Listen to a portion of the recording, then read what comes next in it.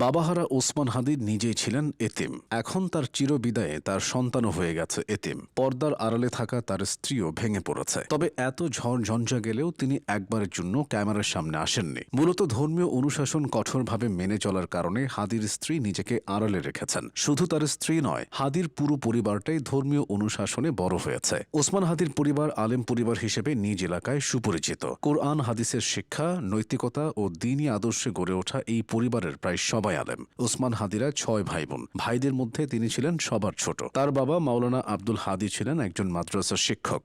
বাবার মাদ্রাসার শিক্ষকতা নিয়ে হাদি বেশ গর্ববোধ করতেন। ভাই বোনদের থেকে বয়সে ছোট হওয়ায় হাদি বাবাকে খেদমত করার সুযোগটা সেভাবে পাননি। বাবার অভাব তাকে ভোগাত। হাদির বড় ভাই মাওলানা আবু বকর সিদ্দিক বরিশালের গুঠিয়ার একটি জামে মসজিদের ইমাম এবং খতিব হিসেবে দায়িত্ব পালন করছেন। মেজ ভাই মাওলানা ওমর ফারুক ঢাকায় ব্যবসার সঙ্গে যুক্ত। ওসমান হাদির 3 বোনের স্বামীরাও শিক্ষকতা ও দ্বীনি শিক্ষার সঙ্গে জড়িত। বড় বোনের স্বামী মাওলানা আমির হোসেন নলছিটি ফুলহুরি আব্দুল আজিজ দাখিল মাদ্রাসার সুপার এবং একটি মসজিদের ইমাম। মেজ বোনের স্বামী মাওলানা আমিরুল ইসলাম ঢাকায় ব্যবসা করেন। ছোট বোনের স্বামী মাওলানা মনির হোসেন নলছিটি ইসলামিয়া ফাজিল মাদ্রাসায় শিক্ষকতা করছেন। ওসমান হাদির বোনদের মধ্যে সবার ছোট মাসুমা হাদি। ভাইয়ের চিরবিদায়ে তাকে শোকে কাতর দেখা গেছে। হাদির শূন্যতায় ঢাকা 8 আসনে তাকে নির্বাচনের প্রস্তাবও দেওয়া হয়েছে। ভারত ও আওয়ামী লীগ নির্বাচন বানচাল করতে চাইছে এমন মন্তব্য করে সম্প্রতি মাসুমা হাদি বলেছেন, সেটা কোনোভাবেই হতে দেওয়া যাবে না। মাসুমা আরও বলেছেন, নির্বাচন কোনোভাবেই বানচাল করতে দেওয়া যাবে না।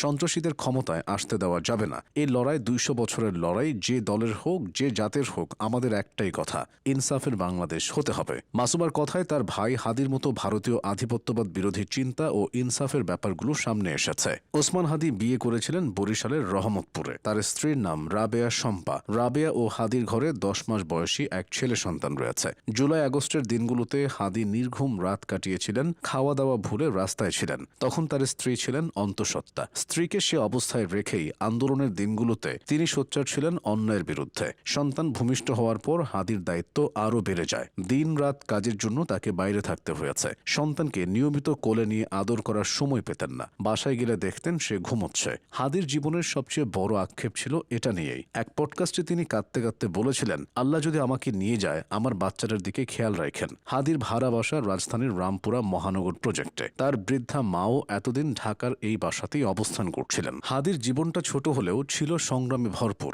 তিনি পড়ালেখা করেছেন ঢাবির রাষ্ট্রবিজ্ঞান বিভাগ থেকে। তবে শহুরে 8-10টা ছেলেমেয়ের মতো তার ভার্সিটি জীবন সহজ ছিল না। মাদ্রাসা ব্যাকগ্রাউন্ড থেকে উঠে আসায় বিশ্ববিদ্যালয়ের শুরু থেকে তাকে নানা কটু কথা শুনতে হয়েছে। লম্বা লম্বা চুল ও মাথায় টুপি থাকার কারণে তার ডিপার্টমেন্টের শিক্ষকরাও তাকে শিবির ও হেফাজত বলে ডাকত।